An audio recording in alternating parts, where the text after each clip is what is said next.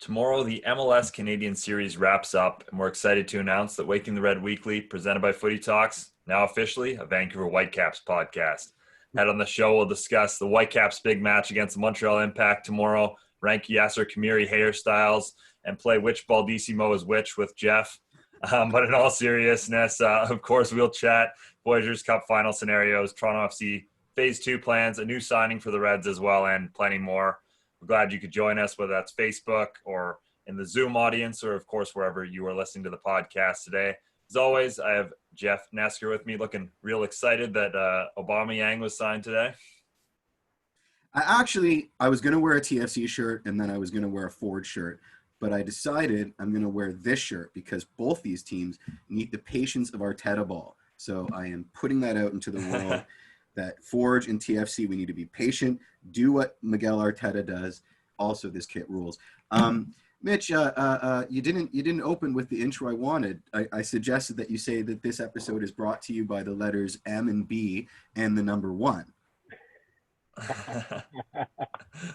That's great. We'll get to that in a second. But of course, Michael Singh is here as well. Not sure if there's a fire alarm still going on at his place. Unfortunately, I think I'm good right now, Mitch. I'm just gonna hop in and just say, hey, Martin, thanks for joining us today because I'm super excited for this. JPN kind of alluded to it already. But that's all I'll say for now because I feel like this fire alarm is about to go off in any second. So if Michael doesn't talk for a while, or I guess if you see him rapidly leaving, you know what's going on there. But this is not a drill. Yes, as everyone has now alluded to, we're very pleased to be joined as well by the stats goat himself, making the Reds numbers guru, Martyn Bailey. How's it going? Hey guys, thanks for the invite. I appreciate it. I much like Jeff, I think I was expecting to be the little hero note underneath my name, Martyn Bailey, winner of the CPL coin lottery. I thought that's what I was on. Just off 45 minutes, I feel like the luckiest guy in the world. Oh boy. Well, thanks for having me, guys. Yeah, absolutely. Thanks for joining us. And I think, as I said, as weird as it is, we're going to start by not talking about a Toronto FC game because the biggest games this week actually don't involve Toronto FC, of course. Much to Martyn Bailey's chagrin, you can throw the spreadsheets out the window. It's only a win that's needed for the Montreal Impact. Goals don't matter in order for them to advance to the Voyageurs Cup final. With their game against the Vancouver Whitecaps tomorrow. I guess, how did we get here, Jeff? What are your thoughts on everything that we've seen from these two sides the past week? I mean, was it on Saturday or Sunday, the first game? I think it was Saturday night. Sunday? Okay, well then I think wrong. That game was chaos, and it was a roller coaster ride. It felt like Vancouver might put one over on the Impact a couple times, and certainly getting that first goal was awesome for us. But the ramifications of that loss, Cava going out, all the red cards and the disciplinary actions, it's going to be an interesting night tomorrow night. Yeah, definitely. That was as wild a game as you can imagine. I mean, like you said, I think Osorio was saying on Come On You Reds this week that he actually talked to Lucas Cavallini before that game, and he now regrets doing that a little bit, trying to get him fired up for that game. But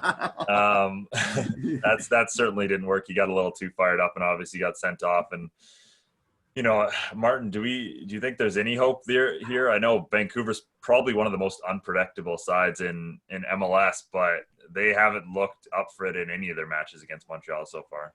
No, it's pretty incredible. I know I said to you guys last week when I was watching, Vancouver and some of these performances that they've had. I think it was back in the MLS's back tournament when the crazy third place grid was happening. For about 85 minutes, we were lined up to get Vancouver in the round of 16 before I think Galaxy scored a meaningless goal and got us City in the knockout stage. So that would have been fun to get them there. We've obviously had our fill of them since we've come north of the border.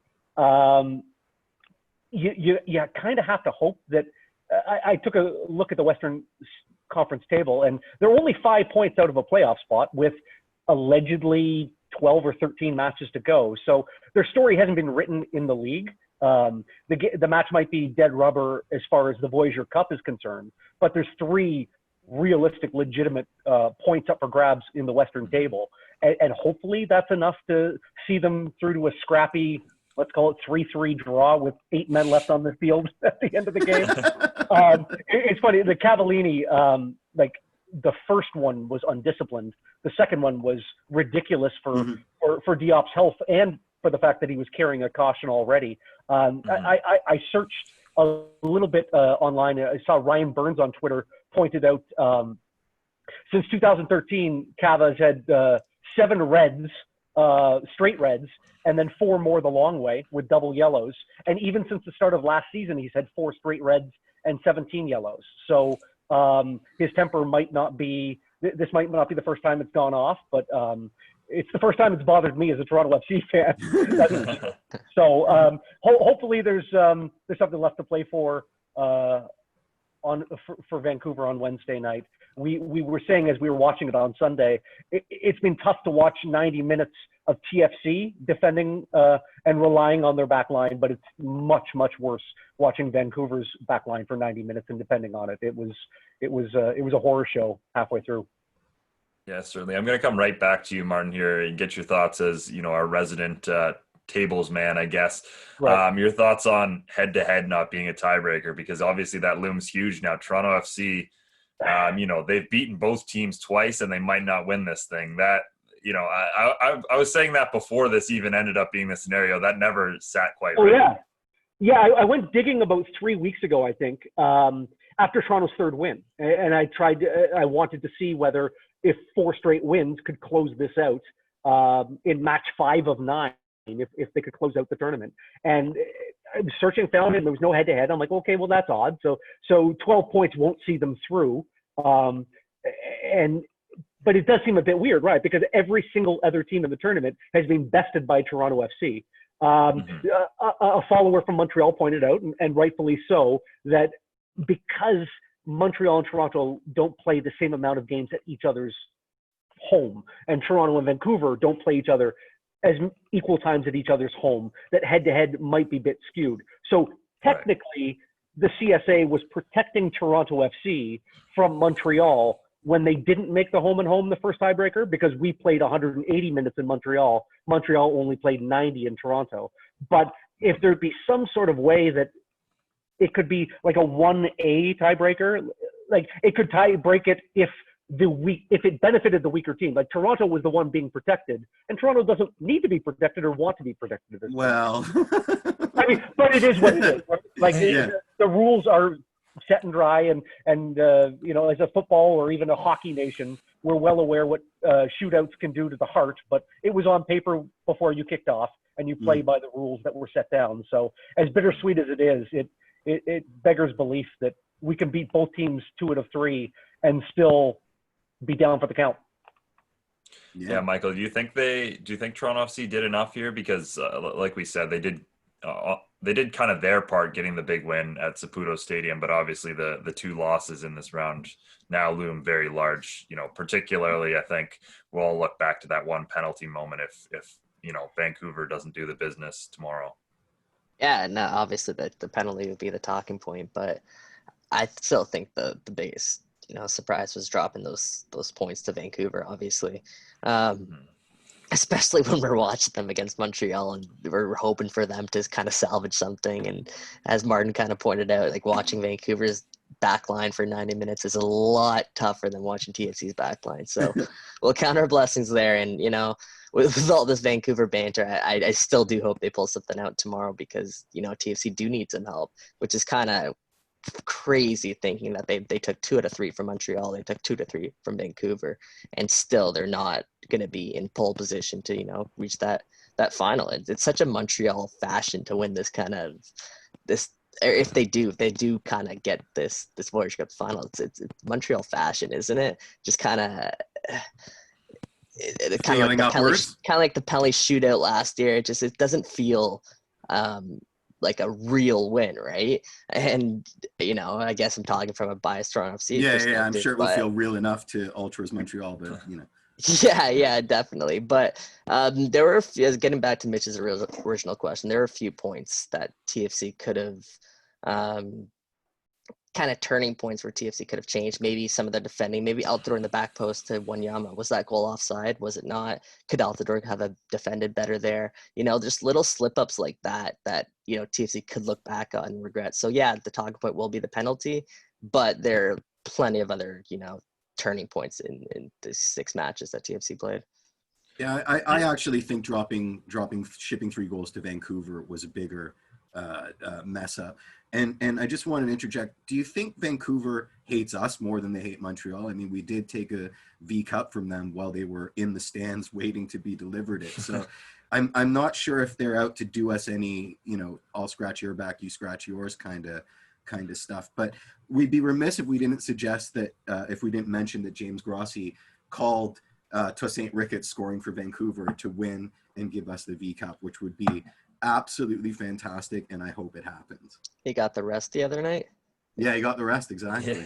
Yeah. And he's the only striker they have now that isn't injured or suspended. So the last time we won the Voyageurs Cup 2 years ago, it was leg 1 in maybe the 94th minute that Operation Agent Daniil Henry kicked in, and we got the own goal that we needed on the road and set us on our way to the last. So maybe there's another past right.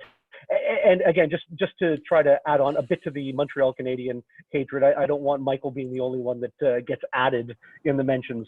But when you talk about typical Montreal fashion, I remember in the spring when they were heading into their second round tie against Olympia in the Champions League. We know that they've made it to the semifinals against Santos Laguna, or the quarterfinals against Santos Laguna, and they made it to the finals about 4 or 5 years ago. But they've never outscored a Champions League opponent in a 2-legged affair. I think they've had about 7, and 4 times they've advanced on road goals. Like 4 times, every single time they've ever advanced in the Champions League, it's been because of a tiebreaker. So I think it would be somewhat fitting that if in fact they do get this 2020 Voyageurs Cup, it will be on the 4th tiebreaker. Perhaps if they win 1-0, they'll get the Voyageurs Cup on the 4th tiebreaker.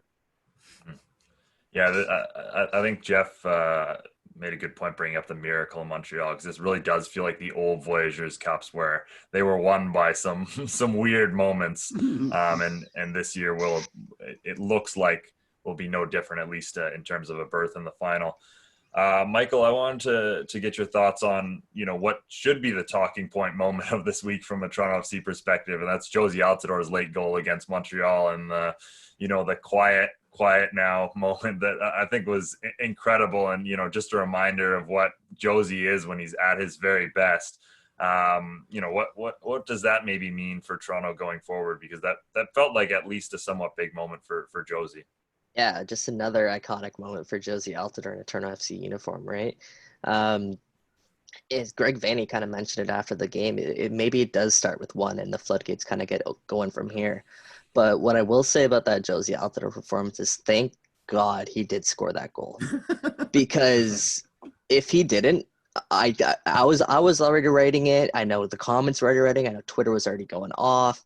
When is Josie Altidore on his way out of Toronto? Because here he is, matching his longest ever goal scoring drought. In the game, he isn't really creating too many chances. He's slipping here and there. It doesn't look like Josie for 88 minutes of the match. And then we get this humble reminder of why we paid Josie Altidore what we paid Josie Altidore, and why we love Josie Altidore is because it takes 1 moment in a game for Josie Altidore to completely change a fixture. And Montreal fans got that humble reminder in the 89th minute when, he silenced the crowd, and everything else is history from there. Longest goal scoring drought? I'm pretty sure that was Toronto FC. Oh, okay, good. Because there was calm years down, at Sunderland. Yeah.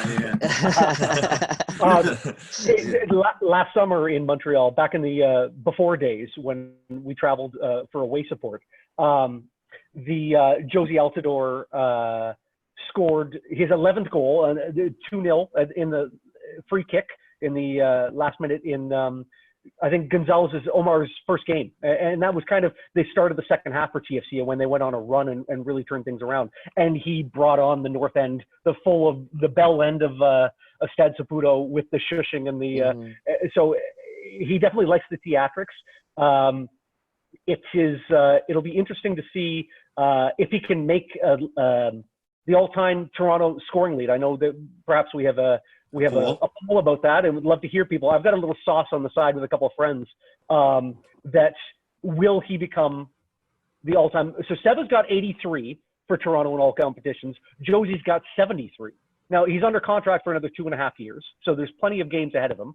I don't know if anyone thinks he'll play the next 2.5 years here in Toronto Red, but if we have a dozen more games in this next phase of Toronto FC, plus perhaps a couple of playoff games, and he gets into next season, you've got to think there's enough runway there to get 11 goals as a Red. I think I'll put him on 84 as a Toronto FC. What do you guys think about that? I'm going to mute myself and get a little battery for my phone here. What's his average goals per year? Well, this is his fifth year with or sixth year with Toronto FC. And don't hurt yourself, Martin. It's not that important of a question. I'm going for power here. Okay. But no, so I looked, and he has scored. He's played 6 less games than Seba did. 6 more games, but 8 less starts than Seba did. And because of all of Seba's dead ball goals, he's actually got about 7 or 8 more from open play than Jovinko did. Because Jovinko had 12 from the spot and 16 as a free kick, whereas Josie's only got 2 free kicks and 8 from the spot. So he's actually got, far more from open play. What do you guys think about that? Sorry, Martin, did you say 16? 1-6? Seba had 16 free kick goals. That's a record that won't be topped for TFC for... It's ridiculous. I don't even know how long, because that is absolutely absurd. I know, I remember like Javinko slapped in free kicks. I just didn't know it was 16. That's why. That's until they sign Manny Aparicio, of course. That's when that record gets broken. At one point, he had 16, and Toronto FC, I believe when Rooney hit one in the 90th minute, that was the 18th they'd ever conceded. But at one point, Seba was one behind all the free kick goals that they'd ever given up. All right, sign Seba. Let's go. Yeah. Bring him back. Let's go. Oh, he got one yesterday. Did you guys see that on Twitter? He got a free kick classic yesterday. So, anyway. I missed that, man. Yeah, I missed that. I'm gonna have to look it up. Yeah. Damn. But anyone else tabbing him for 11 more as a Red? I mean, we don't know where he'll be playing next September, but anyone else going to put their hand in the air with me? I do. I'm with you there, Martin. Absolutely. Yeah, I'm with you. I just think, I think the floodgates get going from here, and I just think Toronto FC's offense are just way too lethal this season for them not to be banging in goals. And, as you said, Josie has 2.5 years left.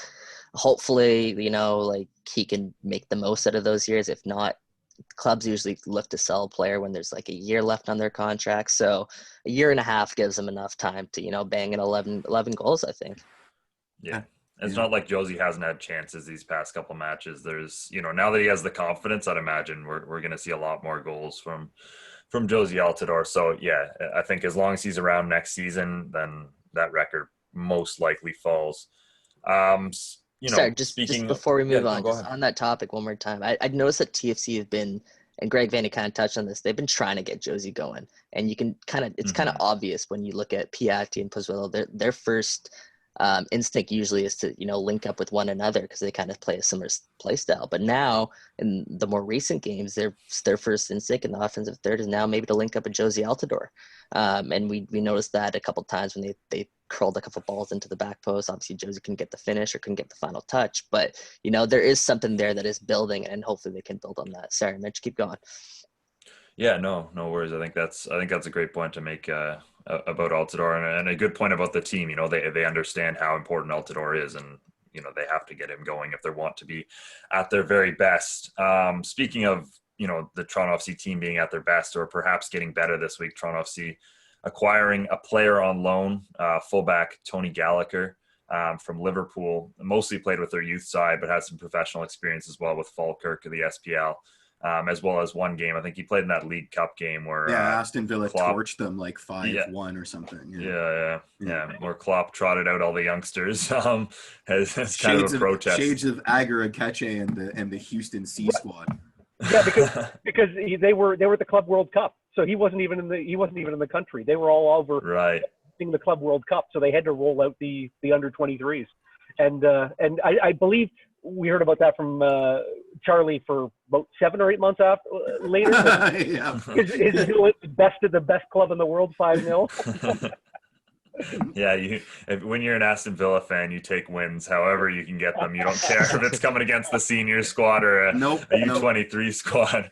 Forfeit, let's celebrate. Yep. Mm-hmm. But yeah, absolutely. I actually was talking to someone over in Liverpool about this player, and they think he's going to be a great fit. Sounds like someone, he does have that pro experience, which I think is important. And he also, hardworking player. Sounds like he's pretty good offensively, can whip in a great cross. And that's exactly what Toronto FC need right now. I think Rudy Schuler was on last week talking about, how important Richie Layrea is and how Toronto FC maybe don't have enough players like that can get up and down the line and create offense from out wide. So, as to where he fits in the depth chart, we'll find out. But I think it's good to have another option there, certainly.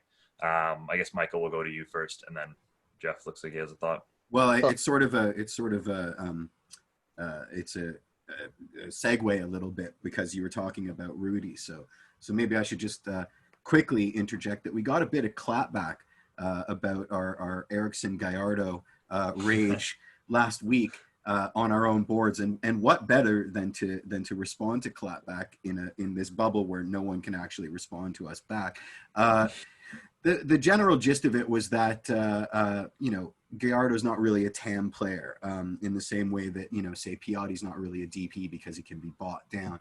And then the points brought up were that we basically used TAM to pay for Ericsson Gallardo's transfer fee. He's making $300K per season. I agree with all of that in principle, but there was a very it ignores the fact that Vanney was looking for a TAM winger for a year and a half, and when Gallardo came into town, he was very, very, very, very, very much billed as this TAM winger. So to me, regardless of the specifics and the semantics of the issue, he has to be judged as a TAM winger. Would you agree with that? I don't. No, okay.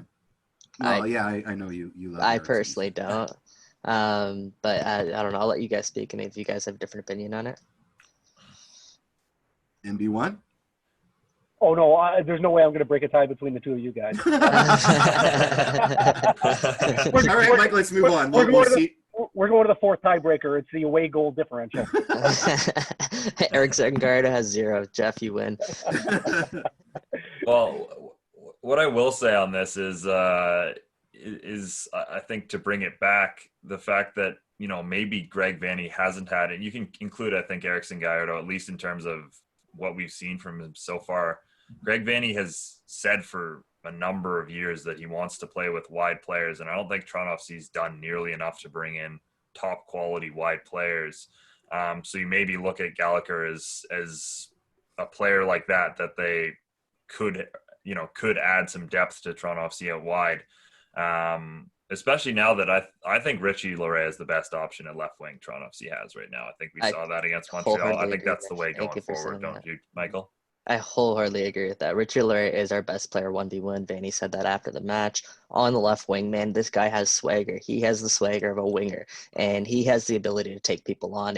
If he's going left, he has the ability to stop and go right, and that is so difficult for a defender to defend against, and especially when you can do it at the pace Richie Layrea does. He's so direct. If he gets a step on you, he's not stopping, and we see that he'll take that all the way to the byline, which means you have to sprint to make up that ground. And if you're not sprinting as fast as Richie Layrea is, you're not making up that ground. And we saw how effective that could be against that team last game, and just that goal was spectacular. The one he set up for Piatti. This just, again, it reminded me of Alphonso Davies. I think I mentioned that after. Just it's a good problem for TFC to have, I guess, is fitting in all these fullbacks moving forward. I still have kind of a a hint that Gallagher may be able to play some center back as well. That's just based off my own kind of judgment there. In this kind of MLS kind of style, I think he has the ability to kind of slot in there if necessary. I don't think he's the first option there, but it's just versatile across the back because he's played left back, he plays right back, and I think he can play some center back too. So maybe that does propel Richie Layrea forward, as Mitch kind of touched on earlier.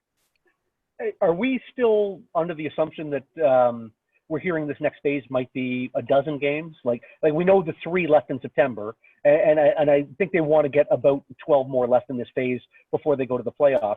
So if you're playing 9 games in October, I think there's going to be plenty of minutes, and I think it's great to have.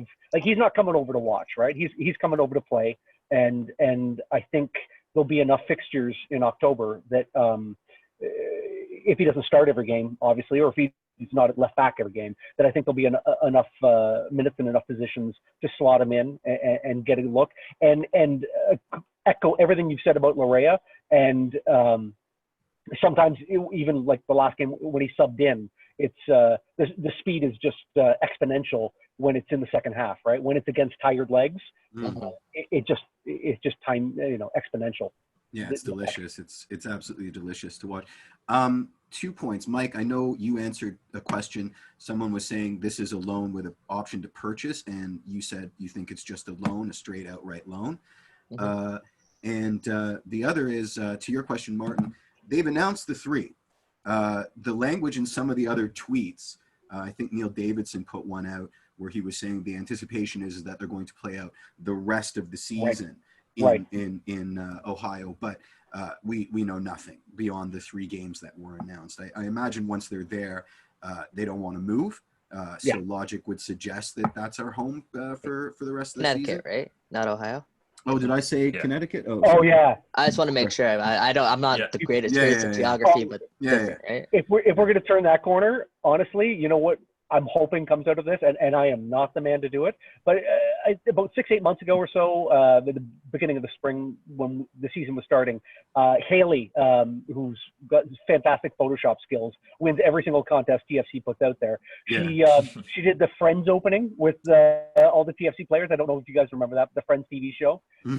I'm really hoping, and it doesn't have to be Haley, but I'm hoping that there's a Who's the Boss opening in the future, because it's the first thing I think of when I think of Connecticut is the Who's the Boss, and I think the music would be delightful, and I'm not exactly who Tony would be, but I'm hoping that's under my Christmas tree this fall. Well, who would be Tony? I mean, when I think of Hartford, I think of Maury Povich and Jerry Springer, because they've all got their studios in Hartford, right? So I would go there in a heartbeat. I'm sure they're not shooting anything, but Michael, I just IMDb'd it, by the way. Who's the Boss is a 1984 sitcom. You're wondering, because I was.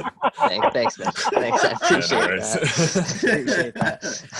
Tony I was going to say, Danza shifting back to the Gallagher conversation, guys. Come on, I can't keep up.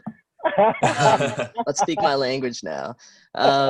Anyways, actually, back to the Gallagher.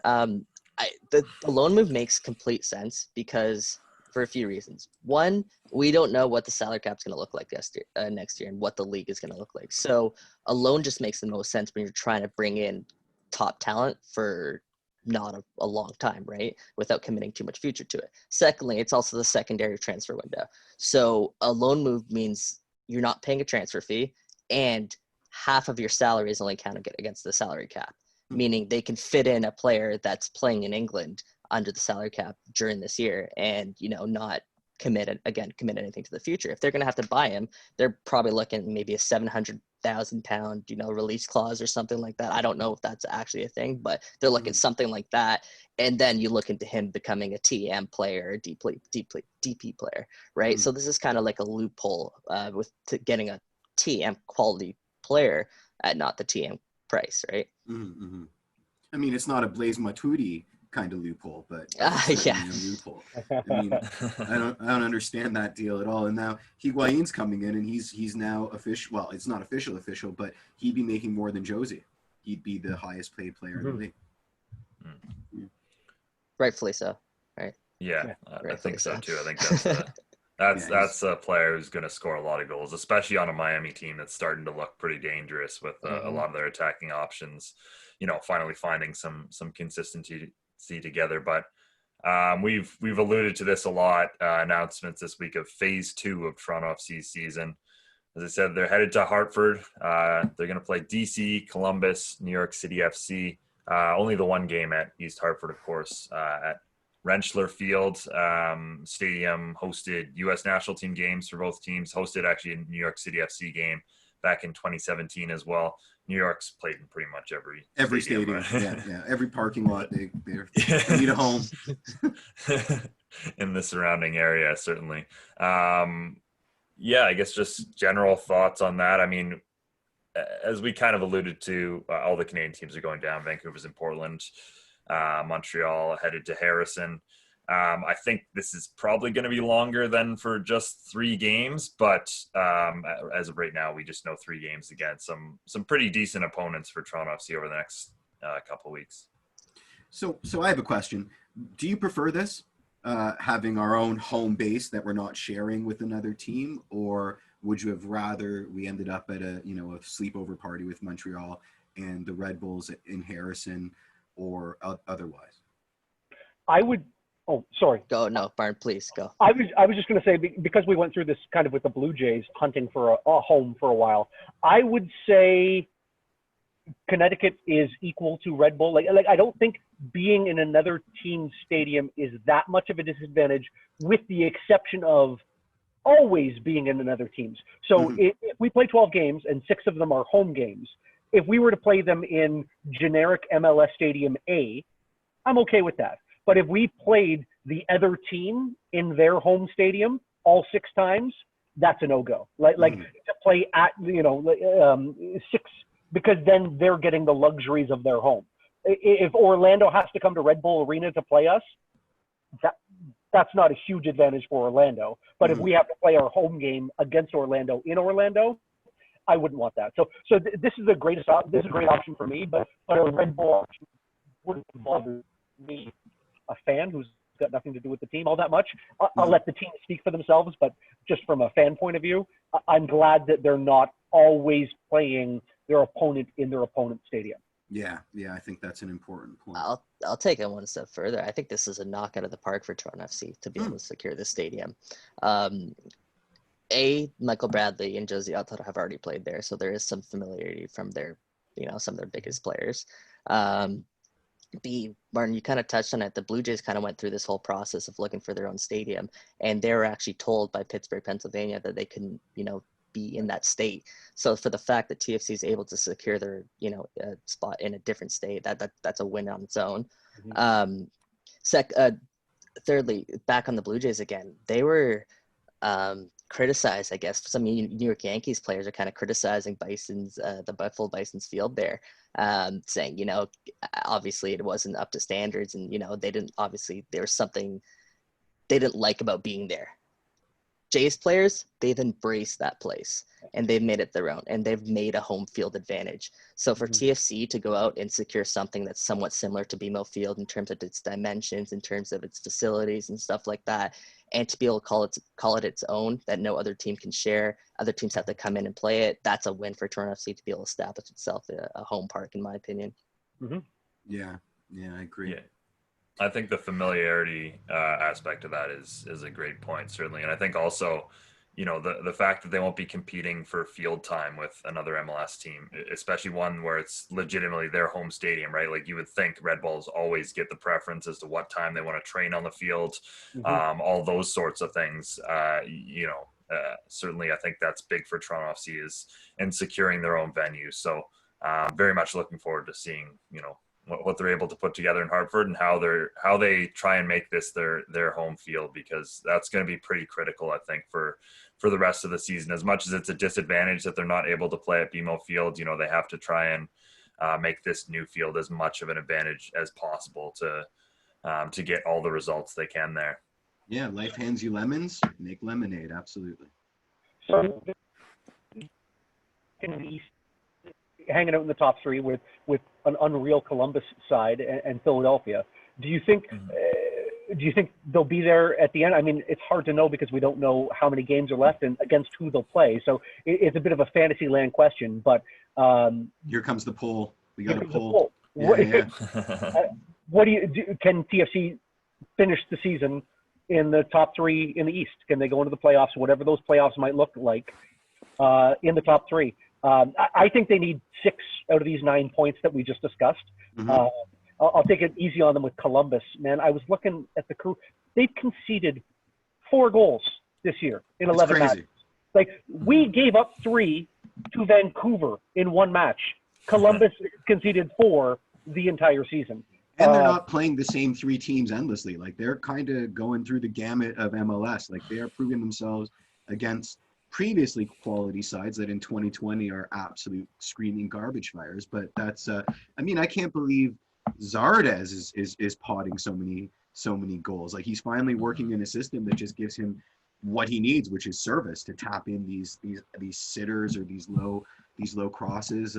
He looks like a monster out there, an absolute beast. That Columbus Crew side has a big Toronto FC footprint on it. Obviously, we got Tim Bezbachenko there, and we have some of the TFC front office also going over there earlier this year. You know, that's a product of what we used to have potentially. You know, maybe Tim Bezbachenko took his philosophy there, and you know he's doing well there because you know he obviously did wonders for us when he was here. So it's good to see that side coming to fruition, and that makes that 29th, is it September 29th? I believe they play. Yeah. And that game at Rentschler Field, the first one at Rentschler Field, there is gonna be exciting. TFC versus Columbus. Sorry. Well, I was just going to say Toronto's in no position to be looking past any opponents, especially when they're playing American teams for the first time in 3 months. But you know, DC scored 9 goals in 11 games. City is also underwater with 10 goals in 11 games. So with Q having, you know, triple clean sheets back to back to back, you know, the Toronto back line has it in them to keep a clean sheet, and I think United and City are 2 possible, you know, candidates to maybe hand Toronto another couple clean sheets. So that's where I got to the 6 points. Fair. But I'm allowed to look past the matches. Obviously, the team is not. But I think to stay in the top 3, they got to at least get 6 points. Yeah, we saw what Toronto FC did to DC United. Obviously, the first game, the MLS is back tournament, they concede those 2 late goals after making a bunch of stuffs under the hot Florida sun. But I think TFC has that team in their back pocket if they come out and perform to their game plan. Obviously, that's an if. Team has to go ahead and do that. That New York City FC team always scares me. There's always something going on there with TFC. There's something special happening. Some sort of magical match is going to happen, and I don't know if it's going to go in TFC's favor. So we'll keep an eye there. But yeah, I'm just looking forward to that September 29th match just because that Columbus team has been so good. Good. Well, NYC, is Maxime Morales out for the season, or is he just out with another extended injury? I mean, he's kind of their secret weapon, and they're a much worse team without him in the lineup. So it would be interesting to see if he returns. Martin, I did want to mention what you brought up right before we started, which is TFC has dropped to 4th in the power ranking. Oh, yes. Yeah. Philly and Seattle are now above them as well. Is that right? They're down to 4th. Yeah. I mean, I think that the MLS power rankings has a little bit of recency bias. Of course it is. Which is fair enough. Maybe not as much as the Canadian Premier League's recency bias, which changes with Mercury depending on the weather. But yeah, no, I think, listen, I think Michael said at the beginning of the show, full credit to Toronto FC for getting the job done in Montreal. I don't think they were ever as good as the 9 straight points they took in the first 3 games in Canada. I don't think they were as bad as the 2 dropped games they had in game 4 and 5. So good for them for fighting back and finishing this sextet with a win on the road in Montreal. But yeah, top 4 in the power rankings in MLS, I'd take that heading into the next phase. Absolutely. Mm-hmm. I'd much rather have a V Cup berth, but that's besides the point. I think I don't think you're going to find disagreement here for that. But I guess to answer your question and move on from this, Martin, I do think Toronto FC ends up top 3 in the East at the end of the season. I don't think we've even close to seeing the best version of Toronto FC yet. I mean, Josie Altidore, who again last week we said might be the most important player on the team, hasn't even gotten going yet. So I think if they can get him going, and a number of other players have kind of are underwhelmed so far this season, I think Toronto's, you know, at least in the top 3 in the East. I think it'd be a major disappointment if they don't. Yeah, right. Yeah, certainly with the money they spend and you know the just the mentality of the team. I think it is a big disappointment if Toronto FC aren't at least in that conversation for the top of the conference. And again, that September 29th game looms absolutely large in terms of, you know, what the potential of this team is in terms of, you know, the top teams certainly in MLS at the moment. Before we finish up here, I did quickly want to talk about the Island games. Big match day today that will determine which 2 teams will meet in the 2020 Canadian Premier League final.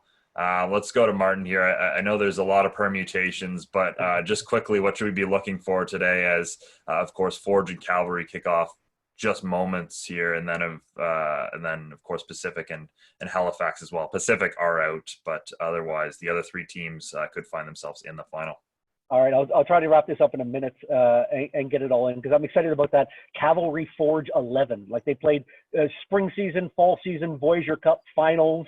They played in the round of 8, and now they're playing in the round of 4, the 11th time they faced each other. So yeah, if Forge get a point, they're playing Halifax in the finals. If Calgary win the game, they're in the finals, probably against Halifax. There's a spreadsheet online. It's on Waking the Red that you can check out of all the permutations and cross-reference. But basically, if Forge and Halifax both lose, Forge is actually technically ahead because they have one better goal diff. But Halifax have the advantage of playing tonight, so they'll know exactly what they need to accomplish. And they're playing a team that has nothing to play for. So I would be comfortable if I was a Halifax supporter. I'd be giddy if I was a Halifax supporter. Being last place last year, I think Dwayne said, from wooden spoon to potential, shield holders. But as a Forge season seat holder, I hope Forge can nick a point this afternoon, head to their second straight final. And just because I looked it up, I need to say, so Mavila, Zator, and Crutzen will all play each other for the 11th time in, 16 months. In the history of our They must our like league. each other. Yeah, they're best buddies, best friends. And one more shout out, because Marty Thompson's been doing such a great job with the Penos. They've been calling it Penalty Island because every match has had a penalty. So they've had 19 penalties in their 32 matches, and a quick search told me that it took 65 matches last year in the Canadian PL before we got our 19th spotter. So they've done it in more than double time this season. Wow. Quick search. How did you come up with that? Quick search. Yeah. I searched Twitter for 19 penos, and up came a Steven Sandor article from last year saying it's been 65 matches and we've had 19. So shout out. Yeah, wow. The blind dog found a bone today. Nice. Just a quick Twitter search. Yeah. Well, speaking of penalties, I actually wanted to mention this, and I didn't know this before, but the Canadian Premier League final, it'll go straight to penalties after 90, which I know that's the case of if it was a 2-leg final. So I guess you want to keep some consistency there, but I don't like that in a 1-leg final. No. I mean, we've got nothing but time. Why are we rushing it? Like today, is there another bubble tournament that meets the PEI University field right afterwards, and they've got to all help clean up? It doesn't make any sense to me. It should go to extra time. Come on. No, the more I think about it, the more mad I get. Like, why? That's so dumb. Like, for the players' perspective, even just playing in that, like, why would you want to end that game in penalties? Like, no. No, of course not. It's just, It's not the Carabao. It's not the 4th round of the Carabao Cup. Like, this is the this is the proper league championship, and you win the championship. You get to the national championship. You get to the continental league, the sub league next year. Like, you literally get 3 tangible awards for this match, and so they're not playing another 30 from open play. I'll make it unanimous. Yeah, that's 4 X's from us. Yeah, it's a foul. Yeah. We know of course that it is definitely going to penalties now because we've spoken that into. It's out of my mind. Yeah. But before we end here, I guess if we could get the poll results for those two polls, please. That would be much appreciated, just so we can wrap those up.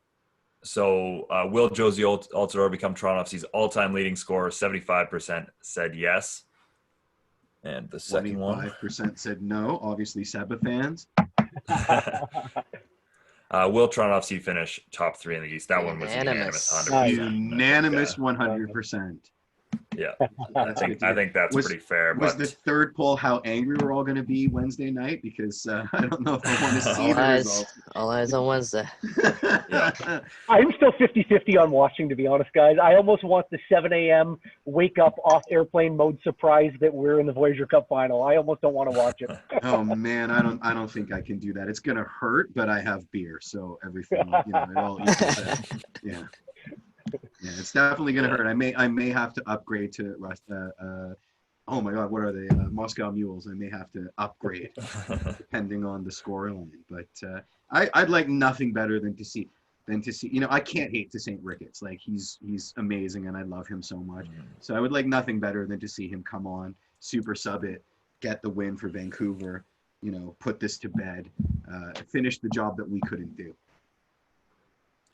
Well, you never want to leave, a berth in the final into another team's hands, but you definitely don't want that team to be Vancouver. So we'll see what happens for Toronto FC tomorrow. But at the moment, probably not looking the greatest. But at any rate, things are probably about to kick off here between Forge and Cavalry. So we'll get out of here for you, Jeff. You have one quick last point. Well, I mean, we've been a Vancouver. Thanks to that wonderful round of laughter, we can officially say we've been a Whitecaps fan supporter pod for 1 hour exclusively, because we're not anymore. Yeah. It was a tough hour. Let's not do this again. Hey, Mitch, I just want to to say before we go, congrats to you guys, Jeff, Mitch, and even Martin here. You were honorary host today. We've reached our 10th episode, guys. Mm-hmm. That's double digits. So thank you to our listeners for hanging in there. Those who are listening to the very end here, thank you guys. We appreciate you so much. No, we really do. We love you. And it's been a pleasure talking Toronto FC with you, and we hope to do it for another 100 episodes if we can. Yeah, nice. Yeah, we are running out of guests. Obviously, that's why Martin's here. But we do appreciate you coming on, Martin. Some great stats stuff as always, and I think it was a pretty perfect time with all the all the table talk that we had. So yeah, we really do appreciate it. Yeah, I'm glad I called the episode Squeaky Bum Time. I was gonna call it Thanks I Hate It, because all of the stats that Martin was bringing were gonna just make me so sad. But he managed to avoid giving me a frown. Like a resting frown for the rest of the day. So I do appreciate that. Thanks, guys. Yeah. Thanks again to producer Sophia. And until next Tuesday, have a great week, everyone.